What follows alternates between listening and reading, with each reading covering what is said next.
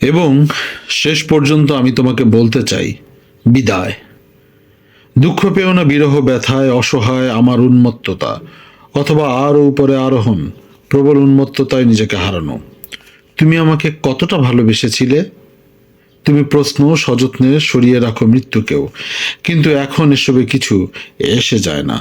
তুমি আমাকে কতটা ভালোবেসেছিলে, সব ঠিক ছিল, কিন্তু এবার তোমাকে আরো ভালো কোনো অজুহাত নিয়ে আসতে হবে। চাচ্ছে তাই আমাকে এখন কিছুই ধরে রাখতে পারবে না।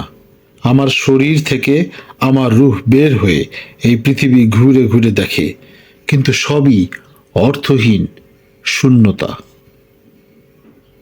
আমার মন এখনো পঙ্কিলতার জগতে কাজ করে। আমার মন এখনো পঙ্কিলতার জগতে কাজ করে, কিন্তু এই শরীর সায় দেয় না। এবং যেভাবে পরিযায়ী পাখির দল সকল ঘ্রাণ আর শব্দে হারিয়ে যায়, সেরকম আমিও। কবিতার নাম হচ্ছে বিদায়।